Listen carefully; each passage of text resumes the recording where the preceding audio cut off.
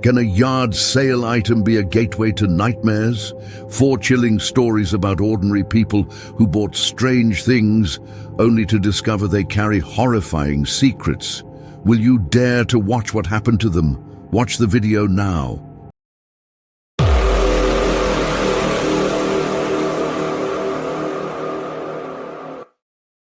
My name is Layla. I'm 34 years old, and I work as a freelance translator. My life is filled with texts and languages, and sometimes I feel like I live more in a world of words than in reality. After a long week of working on complex documents, I decided to go out for some fresh air. One Saturday, while driving through a quiet neighborhood, a sign that read "Old Furniture Sale" caught my eye. I hadn't planned to stop, but something compelled me to take a look. The house was modest, with a folding table set up in the driveway and a few scattered items, books, kitchen utensils, and a collection of old frames. But what caught my attention was a small wooden cabinet, the kind grandparents used to store important papers. The cabinet looked old, with a simple engraving on the side. I opened it and found some old papers and dried ink pens inside. It wasn't of much monetary value, but it carried a sense of nostalgia. "How much for this?" I asked the woman running the sale, who was in her 50s, wearing a simple dress and seeming to carry a lot of memories. $20, she said with a faint smile. I agreed immediately and handed over the money. We chatted briefly about the cabinet and how it had belonged to her late husband, who loved collecting rare papers. I felt like I had bought a piece of someone else's history. A week later, I had almost forgotten about the cabinet.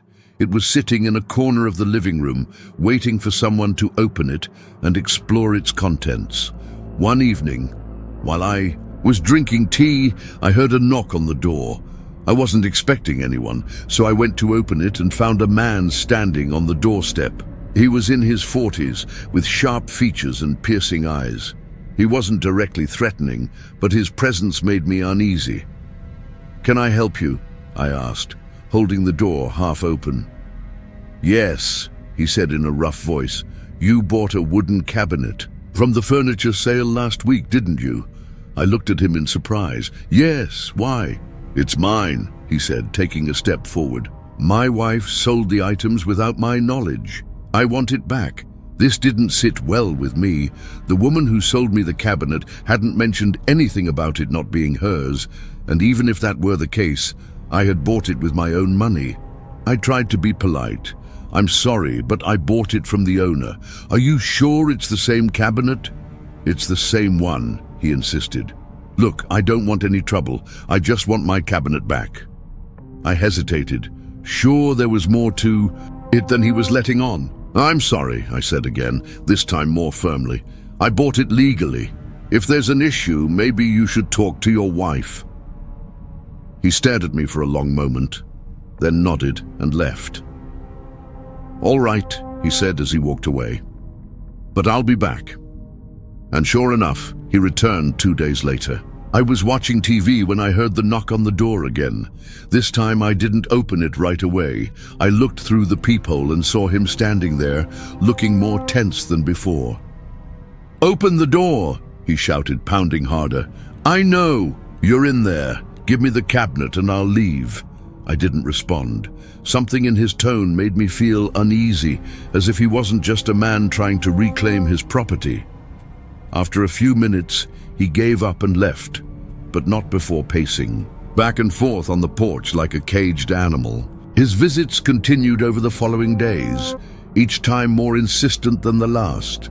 He would show up at random times, early in the morning, late at night, and pound on the door, demanding the cabinet. Once, I heard him trying to turn the doorknob, and my heart raced as I realized I hadn't locked the door. I quickly bolted it and called a friend. "Layla, this guy is crazy," my friend said. "You need to call the police." I was hesitant.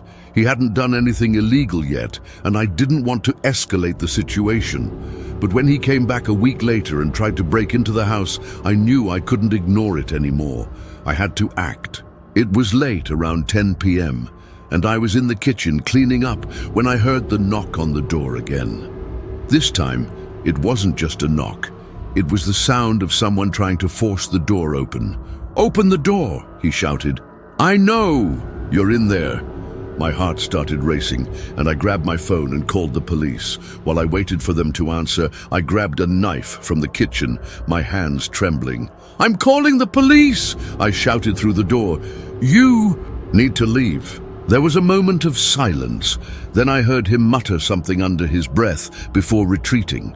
I stayed on the phone with the emergency operator until the police arrived. "Do you know this man?" the officer asked. "No," I replied. "But he's been coming around since last week, saying the cabinet I bought is his." The officer nodded. "We'll file a report and monitor the area. If he comes back, don't hesitate to call us." That night, I kept thinking about the cabinet, wondering why it was so important to him. Did it have sentimental value, or was there something hidden inside? I went to the living room and opened it, examining its contents one by one. Nothing seemed unusual, just the old papers and pens. But then I noticed something strange. The bottom of the cabinet seemed to have a removable panel. I used a screwdriver to open it and was stunned by what I found underneath. Inside the hidden compartment were a series of small envelopes containing old banknotes and a collection of old photos that seemed to date back decades. I didn't know their value, but I felt these items were important to someone. Perhaps they were family heirlooms, or maybe they had historical significance. The next morning, I took the cabinet to the police and explained what I had found. The officer I spoke to seemed interested and said they would look into it. "These items might be stolen or have historical value," he said. "We'll investigate, but I advise you to be cautious. If this man knows you have these items, he might not stop here." After leaving the police station, I tried to return to my daily routine, work, shopping, normal life. But I couldn't stop thinking about everything that had happened. The officer had been clear. Handing over the cabinet and its contents was the right decision, but I felt the man wouldn't give up easily. They promised to investigate, but the officer's final words stuck with me. "Be careful." When I returned home that evening, I felt something was off. The porch light, which I always left on, was off, leaving the front of the house in complete darkness. I grabbed my phone and got out of the car, scanning the area. Then I saw it. The front door was wide open, the lock broken and hanging loosely. A wave of adrenaline rushed through me as I stood frozen, staring at the open door. I hesitated for a moment, then called the police again, keeping the emergency operator on the line as I cautiously stepped inside. The interior was a mess. The living room looked like a tornado had passed through, cushions scattered, shelves emptied, and papers strewn everywhere. I moved into the kitchen, and it was worse.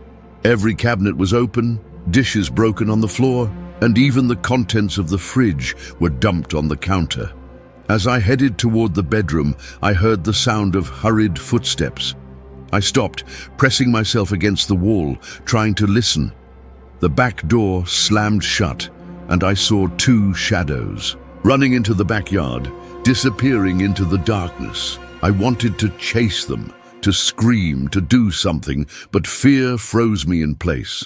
Instead, I waited a moment, making sure they were gone, then continued to survey the damage. The bedroom was completely destroyed. Closets yanked open, the bed overturned, and every drawer pulled out and dumped on the floor. It wasn't hard to guess what they were looking for, the cabinet. But it was now in the hands of the police. These men didn't know that. They had been watching me, waiting for me to leave, so they could break in and retrieve what they were after. I realized these men weren't just ordinary thieves. They were desperate, willing to destroy my home and risk getting caught to recover what they had lost. And now, they knew the cabinet was gone. The police arrived shortly after. I explained what had happened, describing the two men as best as I could, though I hadn't seen their faces clearly in the dark. They took a report, inspected the house, and promised to increase patrols in the area. "Do you think they'll come back?"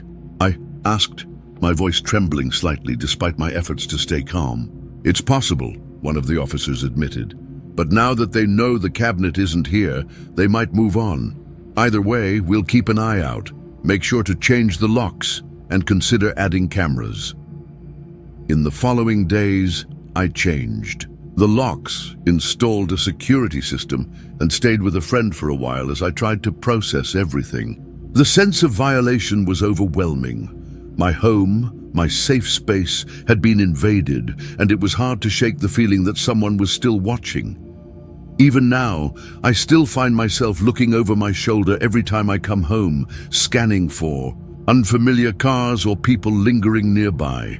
The police haven't updated me on their investigation, and I don't know if they ever caught the man or his accomplices. Thankfully, the man never came back. I don't know if the police caught him, or if he decided the risk wasn't worth it. In any case, I was stuck in a constant state of anxiety, always checking behind me.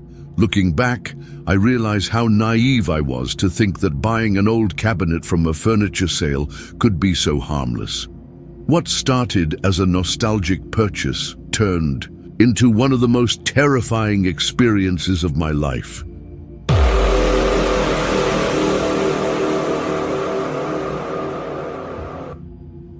When you work in IT, people assume you're surrounded by the latest gadgets and cutting-edge technology at home. The reality is different. At work, yes, I deal with complex systems and modern equipment, but on weekends, I choose to immerse myself in a completely different world. A world that takes me back to my childhood, where everything is simple and doesn't require smart devices or complicated tech. I prefer to enjoy old-school gadgets like classic video games, vinyl records, and old VHS tapes. In a world full of technology, some small rituals, like rewinding a tape, feel more comforting than anything else. The soft sound of the tape rewinding, reminding me of childhood days, sitting in front of the TV, not thinking about anything other than enjoying the moment. So, when I came across a yard sale with a box of tapes for just $5, it felt like hitting the jackpot. I knew I was about to find something special. The sale was a simple affair. A family was moving out and getting rid of old things that no longer had a place in their new life. The man was sitting in a chair, sipping a cold drink under the midday sun, while the women and children were busy organizing items on tables. Nothing special on display, but perfect for lovers of old things. As usual, I found the box of tapes, nothing shiny or new in it, just a collection of old tapes. Most were classic films, E.T., The Goonies, Back to the Future, all childhood, memories in the form of film. But something caught my attention among these tapes. One tape had no label, its sticker worn off, leaving a faint residue. It seemed to hold a secret within it. I couldn't resist. I placed the tape in my car's trunk, planning to dedicate an entire evening to it over the weekend. That night, after sorting through the other tapes, I decided to leave this mysterious tape for last. It felt like opening a surprise box. Was it an old family video, a bootleg concert, or something strange and unexplained? The possibilities were endless. And nothing beats the thrill created by such tapes. I put the tape into my old VCR, grabbed a beer and settled in, ready to explore this unknown world. The screen lit up, and then came the static noise, like the sound you get when you play an old device. The video began. The image was blurry, as if filmed with an old camcorder from the 80s or 90s. As time passed, the image became clearer, revealing a family sitting in a cozy living room. A man, woman, and 2 children. They were talking, laughing, eating popcorn. The moment seemed ordinary, but there was something strange about the details. Something about the scene made me focus more. My mind raced, sensing something familiar, but I couldn't place it. I told myself, this is just a normal family, nothing strange here. But as the video continued, something began to stir unease. The furniture arrangement, the wallpaper, all details I was sure I had seen somewhere else before. I began to think, this room isn't unfamiliar to me. This is my living room. But how? How could that be? How had I never noticed these details before? I listened to their voices and noticed that the sound was faint, tinged with a sense of hesitation, as though they were trying to hide something. The family in the video seemed young, probably in their 30s, and the children appeared to be around 8 or 9. From their facial expressions, it was clear they were in a happy moment, but something started to change. When I focused on the details, I realized what had stunned me.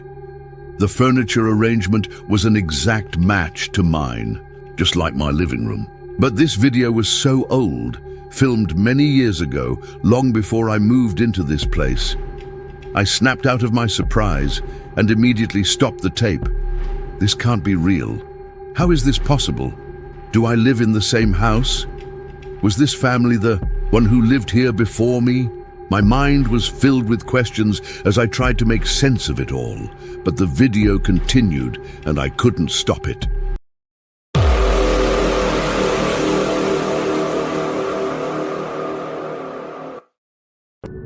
Yard sales had always been more than just a weekend hobby for me. They were a kind of therapy, a way to escape the pressure of work and reconnect with something simpler. There was a unique satisfaction in sifting through dusty old books, vintage, knickknacks, or forgotten treasures. You never knew what you might find, a gem that would feel like it belonged with you, even if it had been tucked away for decades. It was my time to unwind, to pause the fast-paced world I lived in, and maybe, just maybe, stumble upon something extraordinary. One Saturday morning, like so many before it, I grabbed my coffee, tossed my bag in the passenger seat, and set off for a community-wide yard sale happening a few blocks over. The neighborhood was alive with people sorting through everything from antique furniture to old vinyl records. I parked on a quiet cul-de-sac where a single yard sale stood under a large oak tree. A sign that read, "Antiques and Vintage Finds," caught my eye, and I couldn't resist checking it out. As I approached, I noticed an assortment of items laid out in front of a small, weathered house. Old cameras, tarnished silverware, and even a typewriter from a bygone era. But among the pieces, one item stood out, a tall, gilded mirror leaning against the house's side. Its frame, decorated with intricate carvings of vines and flowers, had the kind of patina that only age could provide. The glass was slightly warped, but that only added to its charm. I could already see it hanging in my living room, capturing the soft afternoon light that would filter through the windows. I was lost in my imagination when the vendor, a wiry man with salt and pepper hair and piercing blue eyes, approached. Admiring the mirror, he asked, his voice calm but laced with something I couldn't quite place. "It's beautiful," I said, running my hand over the frame. "How much?" He hesitated, placing his hand protectively on the edge of the mirror. "It's special," he said slowly, his gaze lingering on me. "It's been in my family for generations. Are you sure it's what you're looking for?" There was something unsettling about his reluctance. Most people would have been eager to sell, but he almost seemed reluctant, as if the mirror was more than just an object to him.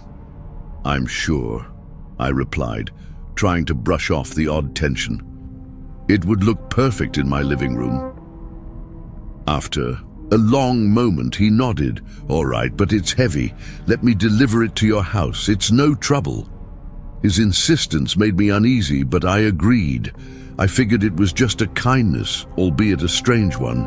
I gave him my address, though a small part of me questioned whether I should have. A couple of hours later, his old pickup truck pulled into my driveway.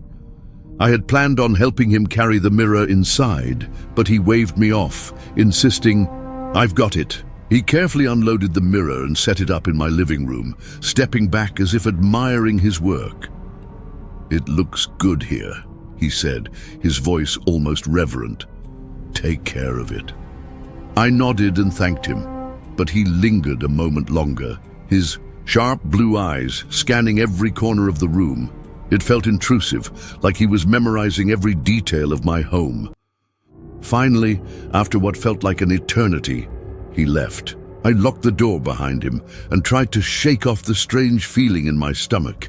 That evening I sat on the couch, admiring the mirror in its new home.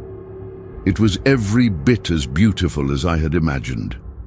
The golden frame reflected the soft glow of the lamp, and for a moment, everything felt perfect.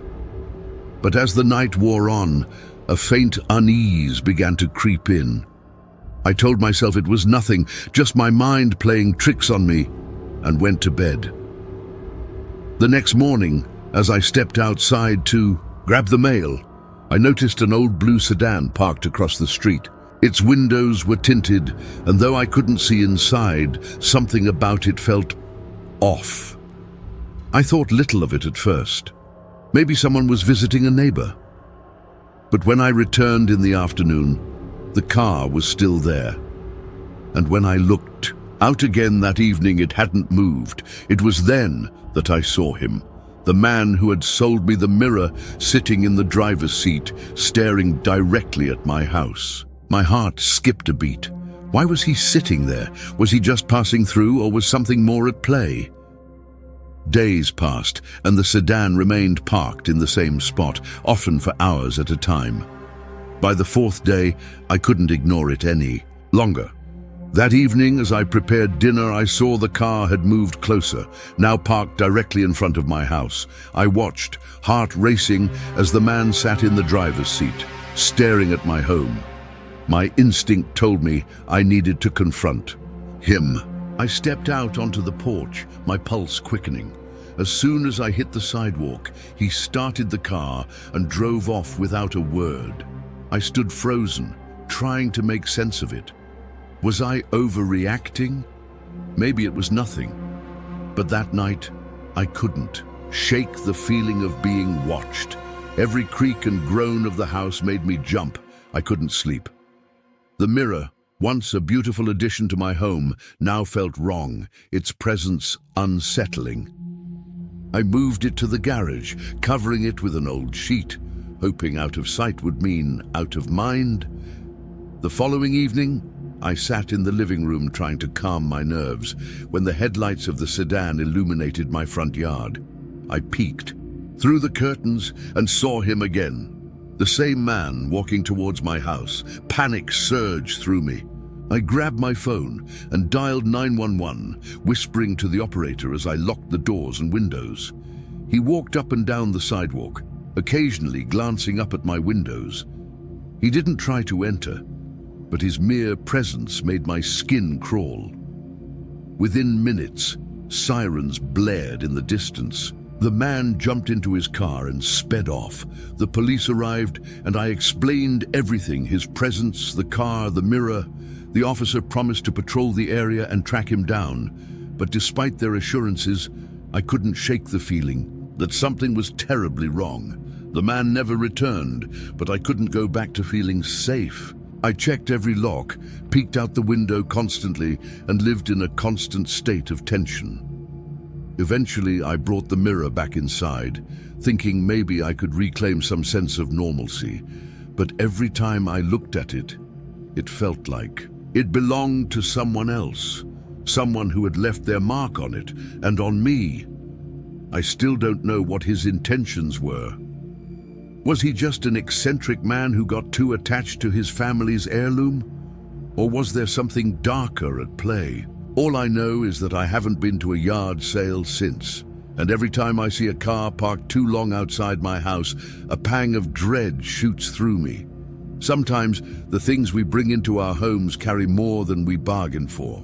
If these stories sent chills down your spine, make sure to hit the like button and subscribe so you don't miss our upcoming spooky uploads. Share this video with your thrill-seeking friends. If you have a strange or eerie gas station story, please email me. I'd love to feature your story in a future video. Stay safe out there and trust your instincts when something feels off. Thank you so much for watching, and I'll see you in the next chilling video.